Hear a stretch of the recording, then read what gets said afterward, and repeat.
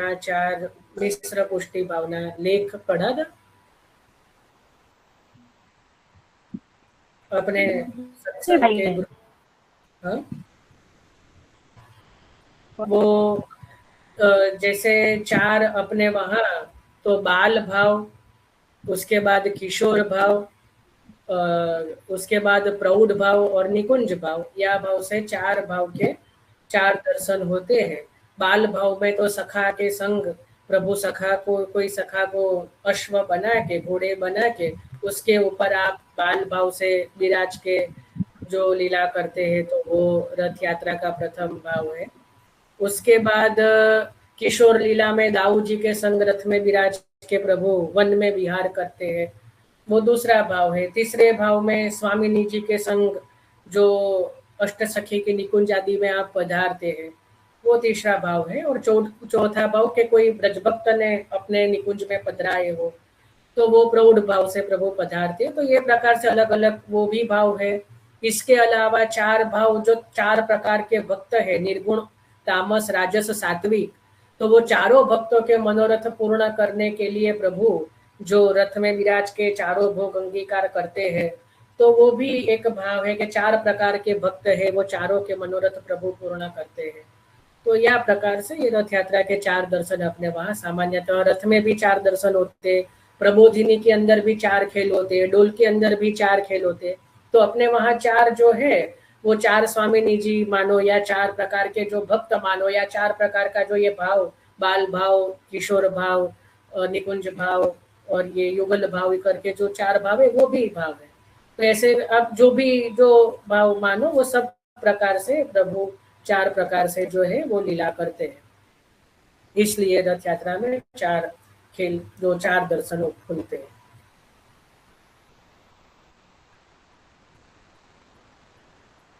चलो नीलम बेन।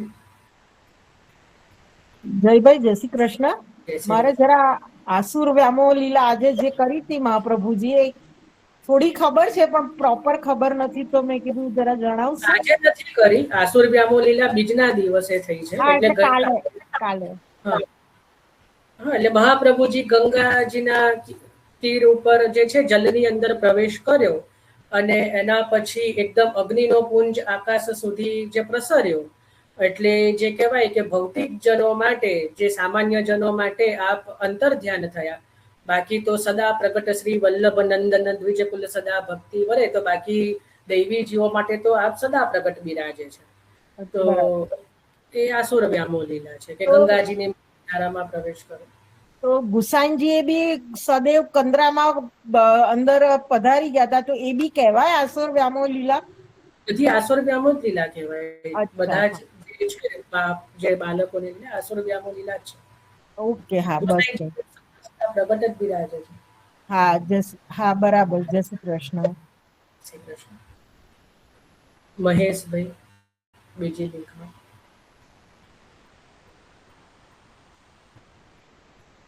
મહેશભાઈ, જેમનો hand race છે.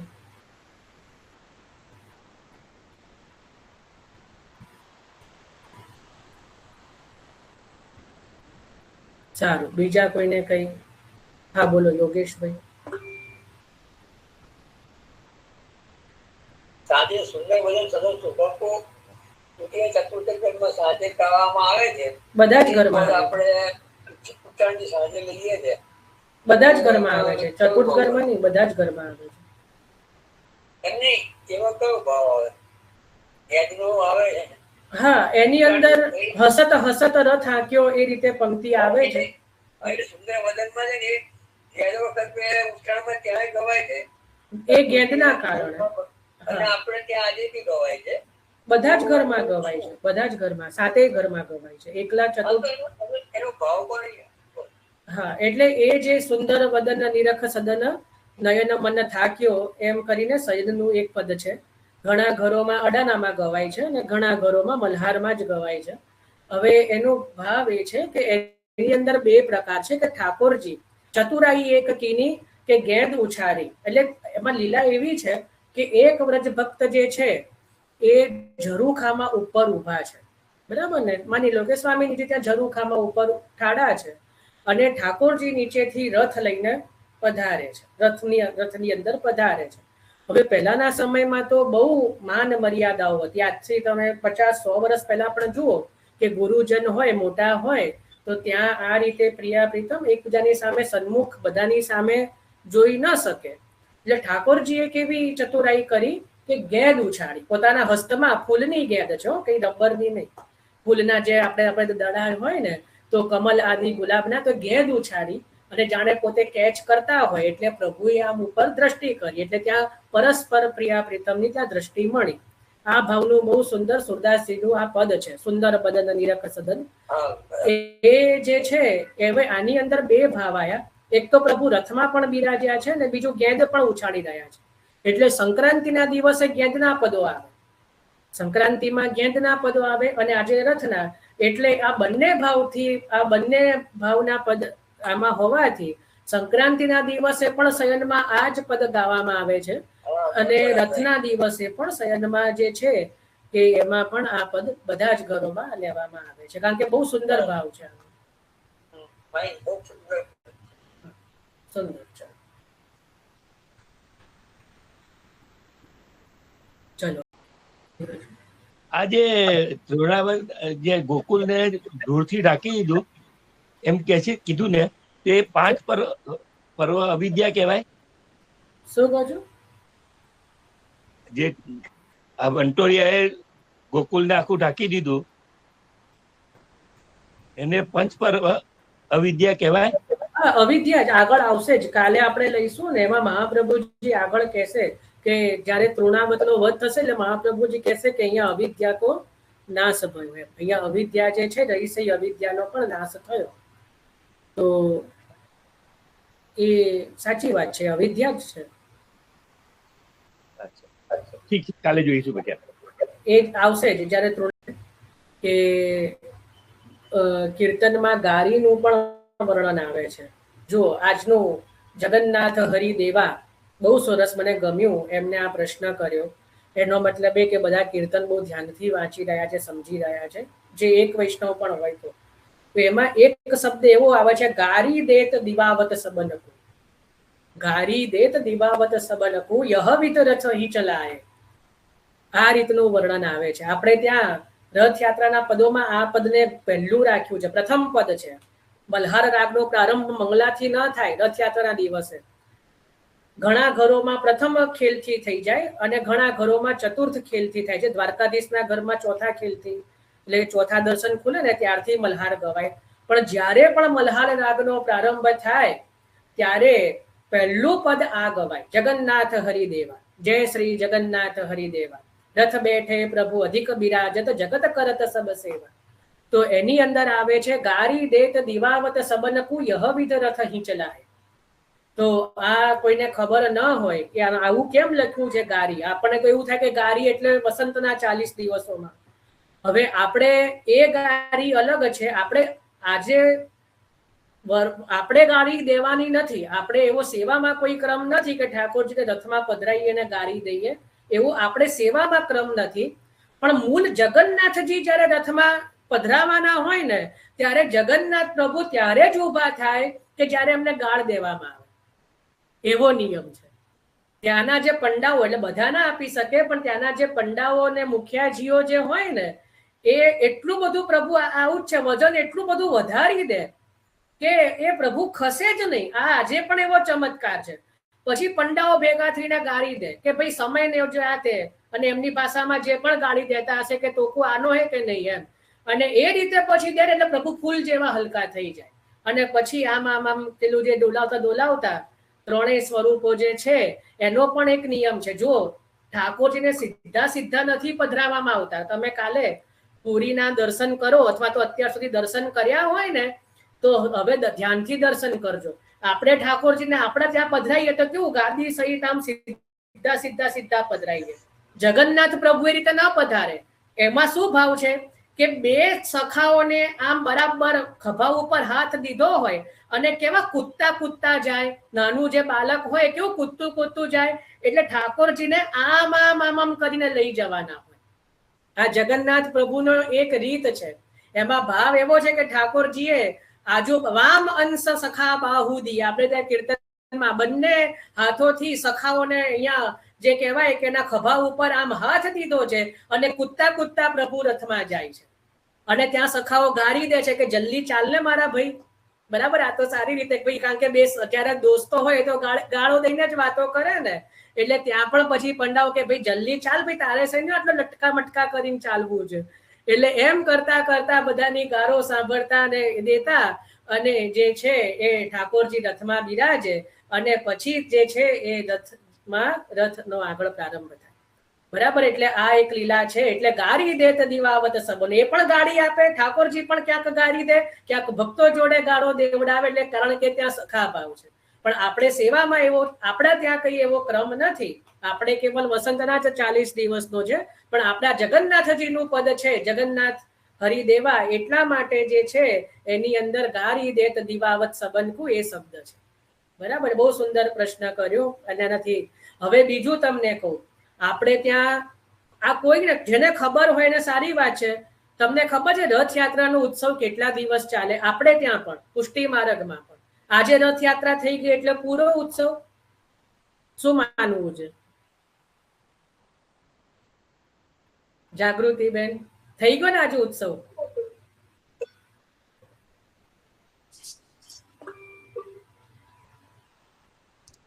યોગેશભાઈ માઇક મ્યુટ કરી દે.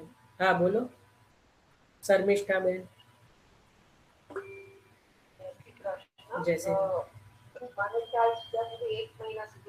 ના ના 1 મહિના હોતો હશે ના બેન, કઈ પણ 3 દિવસ ખોટું. વિદ્યાબેન,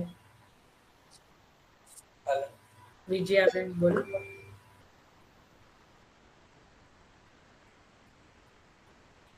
વિદ્યાબેન બોલો. 3 દિવસે ખોટું. મનીષાબેન, અરે એમ તો પછી એમ તો બોલો ને 1 થી 10 દિવસમાં ગમે એટલા દિવસ ચાલે. સંખ્યા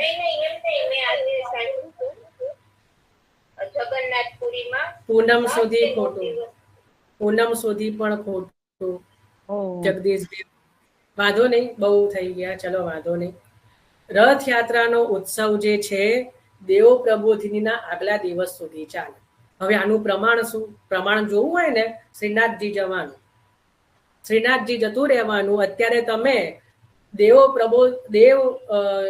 દેવપોઢી એકાદશી જે ચાતુર્માસનો પ્રારંભ થશે એના આગલા દિવસ સુધી નવનીત પ્રિયા જ્યાં દર્શન કરશો ને તો રાજભોગમાં જ્યાં પ્રભુને જે ખંડપાઠ આવે ને ત્યાં રથ સજાયેલો હોય.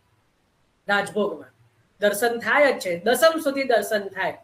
એનું કારણ શું? એનું કારણ શું? દસમ સુધી રથયાત્રા ચાલે કારણ કે જગન્નાથજીની રથયાત્રા છે ને દસમ સુધી ચાલે.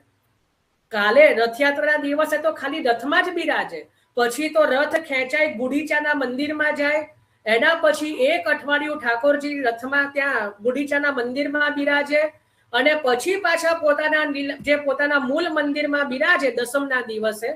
ભાઈ માઇક મ્યુટ કરી દેજો વિદ્યાબેન. તો એના કારણે આપણે ત્યાં પણ 10મી સુધી ઠાકોરજીના જે ખીલોના હોય ને એમાં રથ આવે. રથમાં બિરાજે તો 1 જ દિવસ, પછી તો આજે તો આપણે સાંજે વડા થઈ જાય, રથમાંથી પ્રભુ પધારી જાય, પણ રથ વડો ન થાય. રથ 10મી સુધી પ્રભુની સન્મુખ રહે અને એની અંદર બધી જ સજાવટ રહે. આ ગાદીજી બિછાયેલા રહે, તકિયા રહે, બધું જ બપોરે પ્રભુને બપોરે રથમાં બિરાજીને ક્યાંય જવું હોય તો પોતે પધારી શકે. એ બધી તૈયારીઓ સાથે જે છે એ રથને સજાઈને જે 10મી સુધી રથ રહે, પછી રથ જે છે વિજય થાય. એટલે આપણે ત્યાં પણ રથયાત્રા કેવલ 1 દિવસનો ઉત્સવ નથી. રથયાત્રા આજે પ્રભુ રથની અંદર બિરાજે અને 4 ભોગ આદિ જે ક્રમ છે એ તો છે, પણ રથ વડો ન થાય. રથ છેક 10મી સુધી રહે, પછી જે છે 10મીના દિવસે રાજભોગ પછી વડો થાય. આ ક્રમ છે, ખ્યાલ આવ્યો ને? અને એનું દર્શન ક્યારેક કરવા હોય ને તો આ 10મી સુધી ક્યારે પણ શ્રીનાથજી જાઓ તો શ્રીનાથજીમાં તો કદાચ દર્શન થાય કે ન થાય. આગળ બાજુમાં જ્યાં મદન મોહનજી બિરાજે છે ને ત્યાં બાજુમાં ચાંદીનો રથ રાખે છે, પણ ઘણી વાર શું છે કે દર્શન નથી થતા. નવનીત પ્રિયાજીમાં તો એકદમ આગળ સ્પષ્ટ દર્શન થઈ જશે. નવનીત પ્રિયાજીમાં જોવા મળશે. રાજભોગના સમયે જવાનું તો આગળ એક લાલ રંગનો રથ હોય છે, બહુ સુંદર એમાં સજાવટ હોય છે, લાલ ગાદી તકિયા હોય છે, મેં તો દર્શન કરેલા છે એટલે ખબર છે. અને એક મોટા એકદમ થાલમાં કે એ રીતે રથને જે પધરાવે છે ને એટલું સુંદર સજાયેલો રથ હોય, ખૂબ દર્શન કરીને આનંદ આવે. તો એ નિત્ય રથ જે છે 10મી સુધી બિરાજે છે. તો આ રીતનો ક્રમ છે. ચલો, જય શ્રી કૃષ્ણ. જય શ્રી કૃષ્ણ.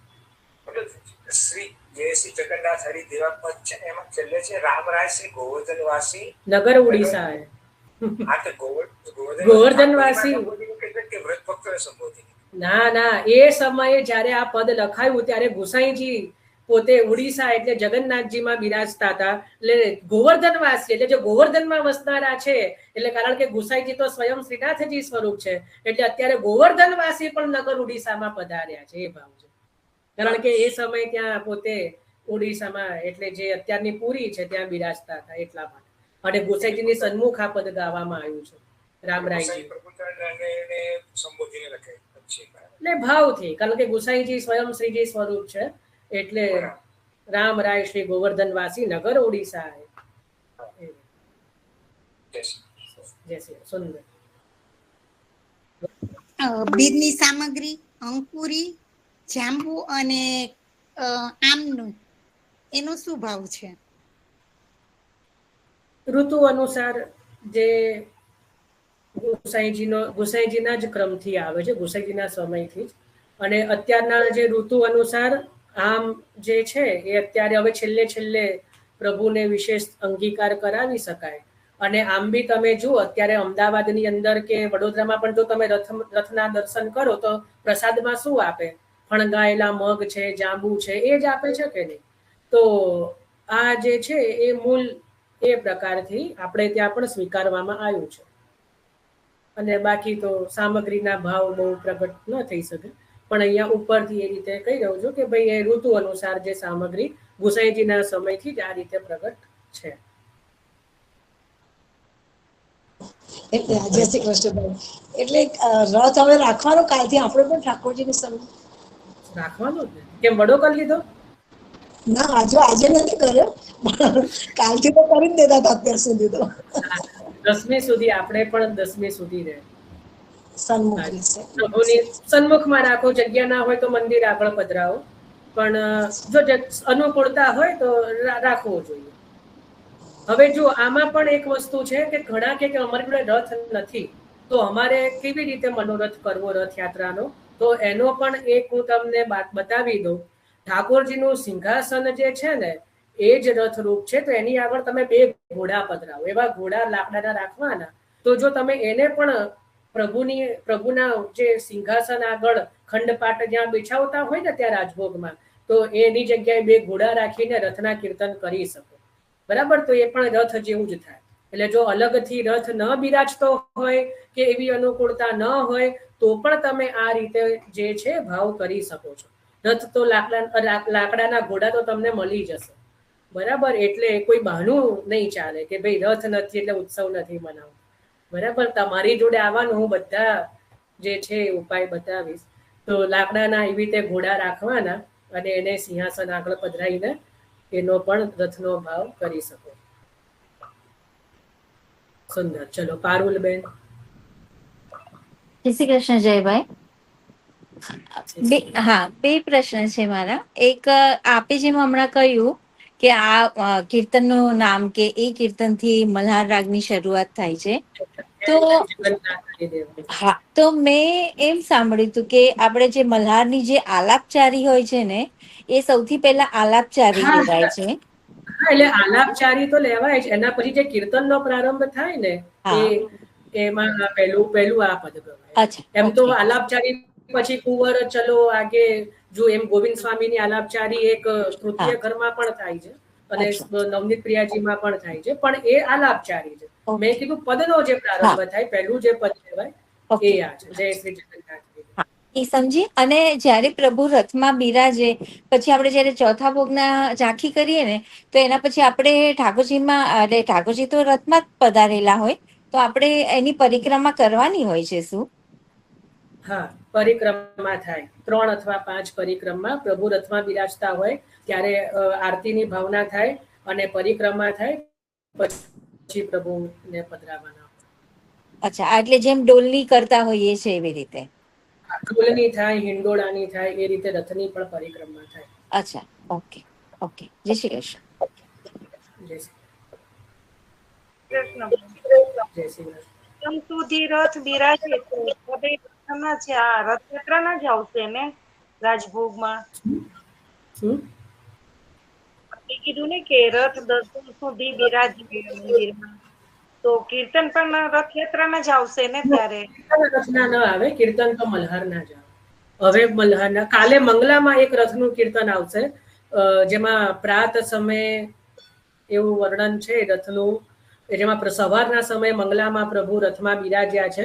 એ મંગલામાં એક રથનું કીર્તન આવશે, પછી રથના કીર્તન નહીં આવે. એ એક જ કરમ છે.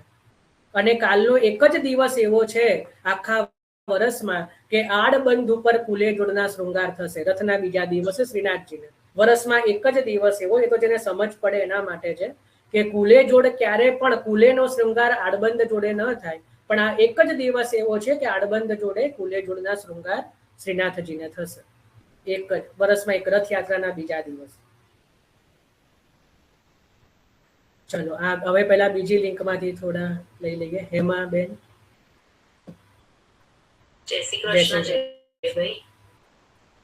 જે ભાઈ સામગ્રી જે આપણે સાજીએ છીએ થાળી, કે પહેલા બીજના, પછી અંકુરિત, પછી જાંબુ, એવી રીતે કરીએ છીએ ને, તો એમાં મેં સાંભળેલું હતું કે બીજ જે હોય છે ને એ જેવી રીતે કે ભક્તના મનમાં બીજ રોપાય છે પુષ્ટિ ભક્તિનો, અને પછી અંકુરિત છે તો એ ભક્તિ અંકુરિત થાય છે, એટલે આપણે ઠાકોરજી પધરાઈએ છીએ.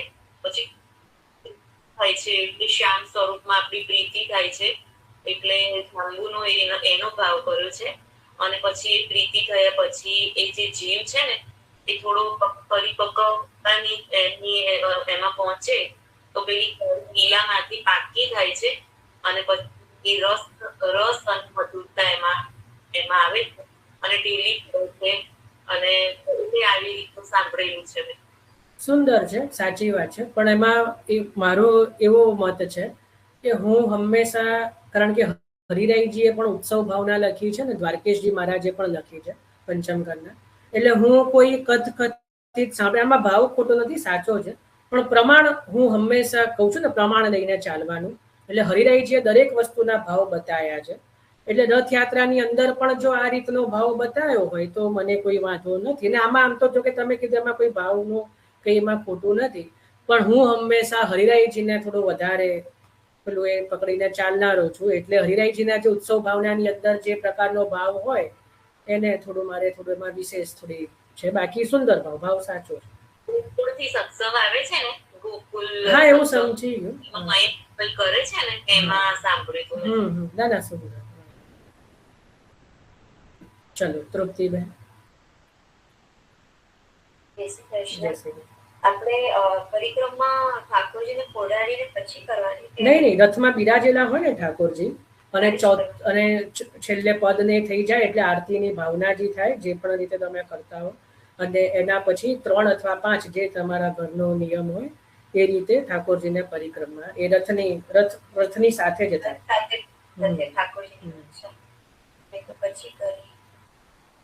ના, એકલા રથની પરિક્રમા થોડી કરવાની હોય. ઠાકોર આપણો મૂળ તો ઠાકોરજીની પરિક્રમા કરી રહ્યા છે, રથની થોડી કરી રહ્યા છે.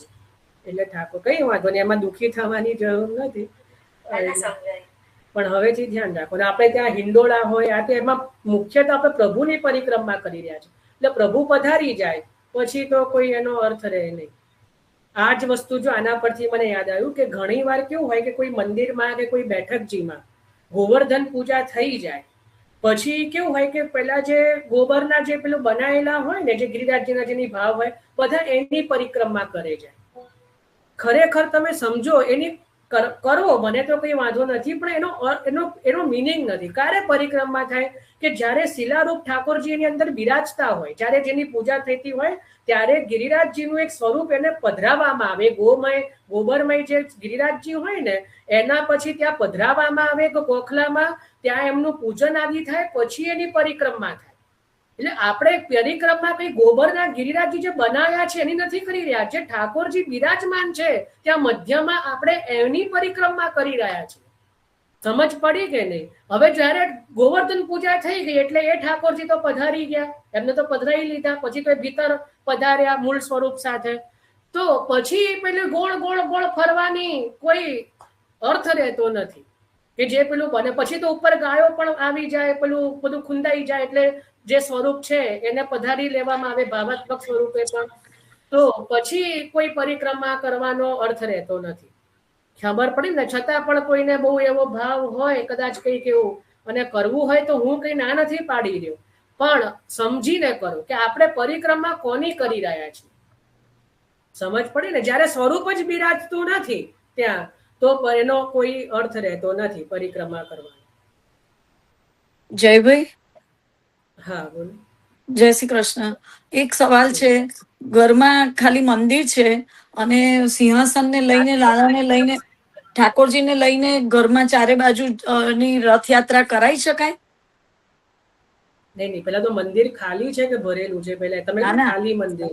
ના, એટલે ખાલી નહીં, એક મંદિર રૂમ છે. હું તો અત્યારે અમેરિકામાં છું ને અહીં અમેરિકાથી અત્યારે સેવા ચાલી જ રહી છે મારે. અને તો રથની પણ ભાવના કરી છે. તો સિંહાસન ને લઈને મારા ઘરની અંદર રથની યાત્રા કરાઈ શકાય લાલાને? ના, એવું ન થઈ શકે. જે થતું એ રીતે જ થાય.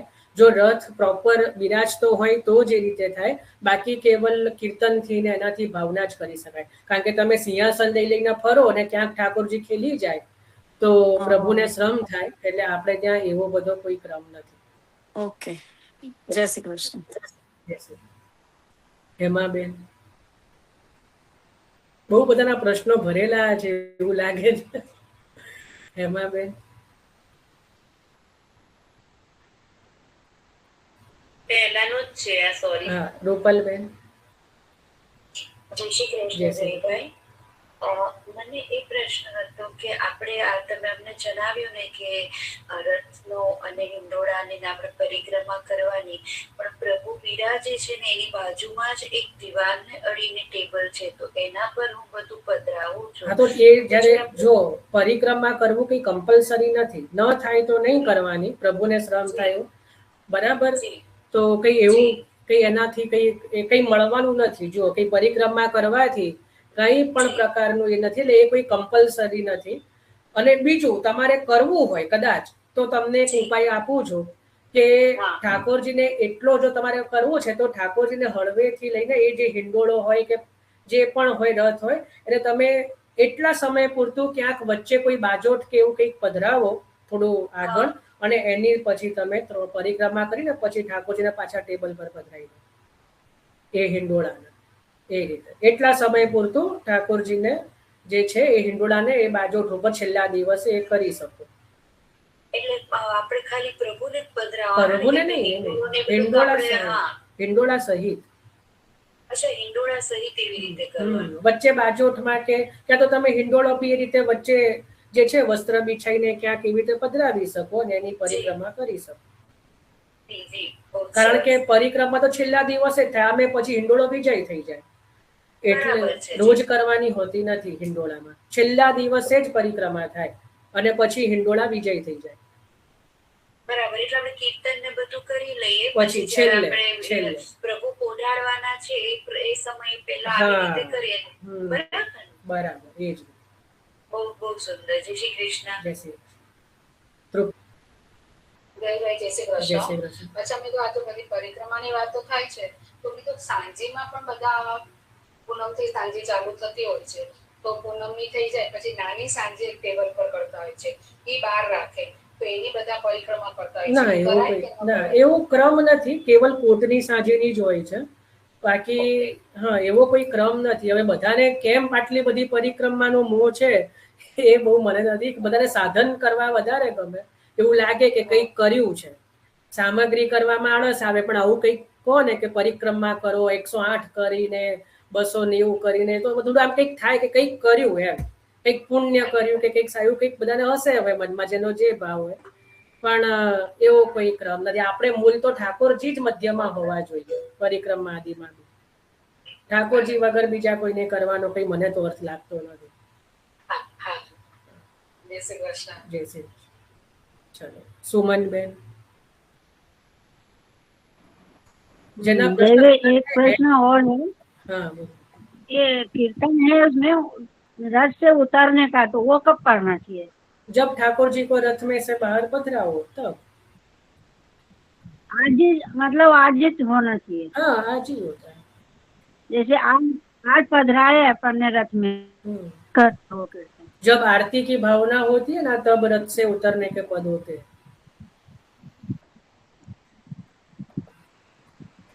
चलो पारुल बेन. જય શ્રી કૃષ્ણ છે ભાઈ. એટલે મેં એવું એક ત્યાં સાંભળ્યું છે કે આપણે નાથદ્વારામાં સીજી સન્મુખા રથયાત્રાનો ઉત્સવ થતો નથી કારણ કે મહાપ્રભુજીએ આસુરવ્યોમ લીલા કરી હતી. મોટી વાત છે. એવું નથી, ચાંદીનો રથ તો દસમ સુધી આવે છે. આનું પ્રમાણ જોઈતું હોય તો ગિરધરલાલજીના 120 વચનામૃત છે, એ કદાચ તમે જો સાંભળ્યું હોય તો.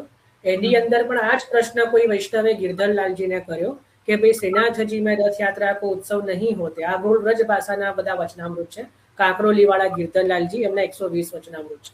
એની અંદર પણ ગિરધરલાલજી કહે છે કે નહીં, બહુ ગલત બાત હે, શ્રીનાથજી મેં હું રથ યાત્રા હોત હી હે. પણ હવે શ્રીનાથજીનું સ્વરૂપ એટલું બધું કે એમને કે રથમાં પધરાવીને ન થઈ શકે, એટલે પાછળ પીછવાઈ એ રીતે હોય છે કે જાણે પ્રભુ રથમાં બિરાજ્યા હોય એવા દર્શન થાય. તમે જો આજના દર્શન કરશો ને, જે હવે તો રોજે રોજના ચિત્રજીને બધું આવી જાય છે, તો પીછવાઈ રથના એનું આ પાછળ ચિત્રકામ હોય છે. અને આગળ ચાંદીનો રથ જે છે એ તો 10મી સુધી આવે જ છે. એટલે શ્રીનાથજીમાં બી રથના કીર્તન ને બધું તો થાય જ છે. તો હા, જે 4 ભોગનો ને જે ક્રમ છે એ કદાચ નથી, કારણ કે ત્યાં અખંડ લીલા છે એટલા માટે એટલું એક ક્રમ નથી. બાકી રથયાત્રાનો ઉત્સવ થતો નથી એવું નથી. આજે પણ કુલે જોડના જ શૃંગાર આવે છે, આજે પીછોડા જ પ્રભુ ધરે છે, તો આ ઉત્સવનો શૃંગાર છે. તો ઉત્સવ તો પ્રભુ મનાવે છે.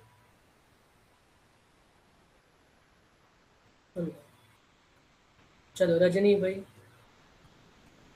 જય શ્રી કૃષ્ણ. જય શ્રી કૃષ્ણ. આપણે એક સામાન્ય પૂછવું હતું કે પક્ષીની સામગ્રી આવે એ જરા કહી શકશો? ભાઈ પક્ષીની રીત કોઈને ખબર છે? મને સામગ્રીની રીત ના પૂછી, હું પોતે બી વાંચીને જ આ અંશખડીને કરતો છું, મને યાદ નથી હોતી.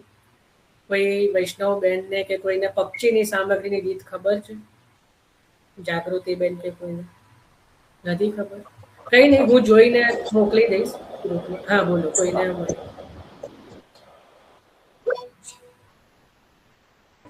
મારી જોડે રીત તો બધી લખેલી છે. હા બોલો દીપાલી બેન.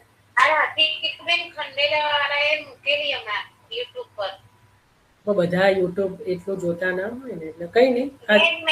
મેદો અને ચોખાનો લોટ અડધો અડધો સરખું લેવાનો અને દહીં ને ઘી અંદર નાખીને લોટ બાંધવાનો. નાખીને ના બોલાય, પધરાવીને. હા, પધરાવીને અને પછી એને ઘીમાં કરવાની અને 2 જાતની ચાસણી કરવાની, એક થોડી ઓછી ને એક વધારે, એમાં કરવાની. એવી રીતે એમાં બતાવ્યું હતું. બરાબર, વાંધો નહીં, એ હું મોકલી દઈશ રીત. જય શ્રી. ચલો ભાઈ રૂપલબેન. અચ્છા, પહેલાનું છે, સારું. ચલો હવે કોઈને કઈ પ્રશ્ન ચિંતન કઈ બી હોય તો કહેજો. આજે 84 થઈ શકે, હવે આજે આનંદ રહ્યો, પણ હજી પણ કોઈને કઈ ચિંતન હોય તો જરૂરથી. આપણા વિડીયોના કમેન્ટમાં આવ્યો હતો, મારું તો ધ્યાન નહોતું, મને અમને કહ્યો તો એક એવો કોઈએ કમેન્ટ કરી છે કે બહુ જબરજસ્ત છે, બધાને વિચારવાની ક્ષમતા. કે ભાઈ એક કીર્તન એવું છે કે છિત સ્વામીજીનું કે ભોગ સિંગાર યશોદા મૈયા શ્રી વિઠ્ઠલનાથ કે હાથ કો ભાવે. તો કે યશોદાજીના સમયમાં વિઠ્ઠલનાથજી ક્યાં હતા? તો કે આ કીર્તનમાં કેમ એવું કીધું કે ભોગ સિંગાર યશોદા મૈયા શ્રી વિઠ્ઠલનાથ કે હાથ કો ભાવે? હવે આના છે ને ત્રણ જવાબ છે મારી જોડે. એક તો તમે એવું માની રહ્યા છો કે ભાઈ યશોદાજી ના સમયમાં વિઠ્ઠલનાથજી નહોતા, એનો મતલબ એ થયો કે ઠાકોરજીની લીલા તો થઈ ગઈ, બરાબર ને? તો બધી આ તો બધી દ્વાપર યુગમાં થઈ ગઈ. તો તમે અત્યારે શું કરી રહ્યા છો? કારણ કે ઠાકોરજીની લીલા શાશ્વત લીલા છે, બરાબર? એટલે સારસ્વત કલ્પમાં કે દ્વાપર યુગમાં કે ક્યાંય થઈ ગઈ એવું નથી. ઠાકોરજીની લીલા નિત્ય અહર્નિશ અખંડ થઈ જ રહી છે, બરાબર? એટલે અત્યારે પણ નિત્ય લીલામાં યશોદાજી બિરાજમાન જ છે, અત્યારે પણ નંદ ભવનમાં નંદરાયજી બિરાજમાન જ છે, અત્યારે પણ નિકુંજાદીમાં શ્રી ગોવર્ધન ધરણ બિરાજમાન જ છે, નંદાલયમાં જે નંદલાલ જે છે બિરાજમાન જ છે. એટલે તો નિત્ય લીલા આપણે ત્યાં પ્રાત સમય ઉઠી બ્રજબાલા ગાવત મંગલ ગીત રસાલા. તો જો નિત્ય લીલા નથી માની રહ્યા તો પછી બધું ખોટું પડે. નિત્ય લીલા નિત્ય થઈ રહી છે, એટલે અત્યારે પણ યશોદાજી બિરાજમાન છે.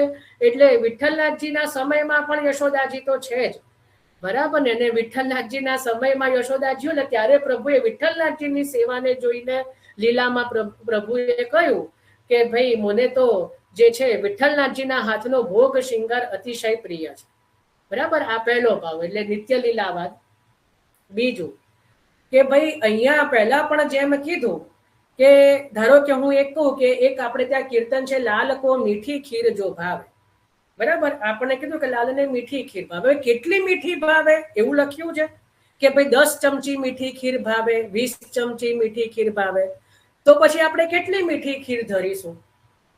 કેટલી? એટલે આ એક જ દિવસમાં ડાયાબિટીસ થાય એટલું ખાંડ ધરીશું કે 2 દિવસમાં ડાયાબિટીસ થાય? કારણ કે લાલનને તો મીઠી ખીર ભાવે, પણ મીઠી ખીરનું પ્રમાણ નથી લખ્યું. તો આપણા ઘરમાં જેટલી ખાંડ હોય એ બધી જ એક કટોરી બાટકી ખીરમાં પધરાવી દઈશું કે શું કરીશું? બરાબર? તો ત્યારે આપણે કેવો મનનો ભાવ છે કે ભાઈ 1 કટોરી ખીર છે તો એની અંદર બીજા દૂધ આદિમાં 1 ચમચી પધરાવતા હોઈએ, પણ ખીરમાં અડધી ચમચી વિશેષ ઓર પધરાઈએ તો સહેજ વધારે ગળપણ આવે, બરાબર ને? એનાથી વધારે, કારણ કે જે ચોખા હોય એ પોતે ગળ્યા જ હોય. ચોખાની પ્રકૃતિ કેવી હોય? ગળી હોય. એટલે આપણને ડાયાબિટીસ આદિમાં ડોક્ટર શું કે ચોખા ઓછા કરી દેવા, ભાત આદિ ઓછા કરવા, બરાબર? હવે ભાત એટલે ખીરમાં પાછી ખાંડ પડે એટલે ઓલરેડી એમની મીઠાશ જ આવે. અને બીજું લીલાની અંદર જે મીઠી ખીર ભાવે એમાં અત્યારે જે આપણે ખાંડ વાપરીએ છીએ શ્રીનાથજીની અંદર પણ મિશ્રી ના આવે, કારણ કે મિશ્રીનું ગળપણ જે છે ને એ ડાયાબિટીસ ન કરે. અત્યારની જે ખાંડ છે એ શરીરને નડે. અત્યારની જે ખાંડ છે એ લીલામાં નથી વપરાતી. લીલામાં તો મિશ્રીનો ભૂરો, જે મિશ્રીનો ચૂરો ને એ રીતે બુરું આવે છે, મિશ્રીથી કરેલું. આજે પણ શ્રીનાથજીમાં જુઓ ખાંડ નથી વપરાતી. શ્રીનાથજીનું બધું જે ગળપણ છે, જેને ખબર હોય એને કે મિશ્રીનો જે હોય એ સાકર જે હોય એનો બુરો કરીને ધરવામાં આવે છે. ખ્યાલ આવ્યો? આપણી જેમ અત્યારે રેડીમેડ ખાંડ લઈને જે આપણે કરીએ છીએ બજારમાંથી એવો ક્રમ લીલામાં પણ નથી. અને અત્યારે નિધિ સ્વરૂપોમાં પણ ક્યાંક ક્યાંક એ રીતે સચવાયેલું રહ્યું હશે. શ્રીનાથજીમાં તો છે જ.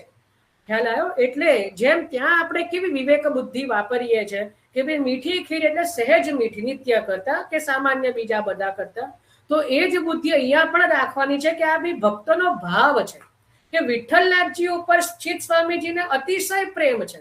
એટલે ચિત સ્વામીજી જ્યારે દર્શન કરી રહ્યા છે શ્રી ગુસાઈજીને સેવા કરતા, ત્યારે શ્રી ગુસાઈજી પ્રત્યે એટલો બધો અહોભાવ છે કે આપને મનમાં એવા દર્શન થાય છે, એવો ભાવ આવે છે કે પ્રભુને પણ એમ થતું હશે કે જશોદાજી કરતા તો શ્રી વિઠ્ઠલેશ પ્રભુ અધિક સુખ આપી રહ્યા છે. તો એટલા માટે કહ્યું કે ભોગ સિંગાર જશોદા મૈયા શ્રી વિઠ્ઠલનાથ કે હાથ કો ભાવે. એટલે એ જે છે ભક્તનો ભાવ છે. ખ્યાલ આવ્યો ને? બાકી પ્રભુ કોઈની ક્યાંય સરખામણી ના કરે. પ્રભુ તો બધા માટે કૃપાળુ છે, બધા માટે સમાન છે. તો એ ભક્તનો ભાવ છે. ખ્યાલ આવ્યો કે નહીં? પહેલું તો જેમ કીધું કે નિત્ય લીલાવાદ છે કે પ્રભુ કે તો પણ કઈ ખોટું નથી, તો કારણ કે પ્રભુની લીલા નિત્ય છે. અને બીજું શું છે કે ભાઈ એ ચિત્ત સ્વામીજીના મનનો ભાવ છે, બરાબર? અને ત્રીજું પ્રકારની છે કે ભાઈ એ એક નૈમિતિક લીલા છે. મતલબ એને તમે એક સમજો કે એક ભાવાત્મક લીલા છે. મતલબ એ સાચું પણ નહીં, ખોટું પણ નહીં, કેવલ એક ભાવાત્મક વાત છે કે ભાઈ જેમ કીધું ને કે ભાવ છે. એટલે એને એ રીતે એવું લેવાનું થયું ને કે રોજ ઠાકોરજી જયચિંગ જશોદાજી ને એવું કે મન તો અહીંયા નથી ભાવતું. એમ તો એક હરિરાયજીનું પણ પદ છે કે રયો મોહી શ્રી વલ્લભ ગ્રહ ભાવે. મને તો શ્રી મહાપ્રભુજીના જ ઘરમાં રહેવું ગમે છે, તું તો એટલી બધી કૃપણ કંજૂસ છે કે તું તો દહીં મોસું છુપાવે, કે તું તો મારાથી દહીં ને માખણ બધું છુપાઈ દે છે, અને શ્રી મહાપ્રભુજી તો મને અત્યંત મોટા મોટા પાત્ર આદિમાં અનેક પ્રકારના ભોગ ધરે છે, એટલે રહ્યો મોહી શ્રી વલ્લભ ગૃહમાં. તો એવું ત્યાં હરિરાયજીનું પણ પદ છે. એટલે અહીંયા પણ ત્યાં એ જ વસ્તુ થાય કે ભાઈ એ ભક્તના ભાવ છે અને નિત્ય લીલાવાદ છે. સમજ પડી ને? એટલે એમાં અન્યથા બુદ્ધિ કરવાની ત્યાં જરૂર રહેતી નથી. ખ્યાલ આવે? એટલે એક આ પ્રકાર છે. એ કોઈએ પ્રશ્ન કરેલો, આજે હમણાં વાત નહીં કોઈના સમય હતો એટલે એનો જવાબ દીધો.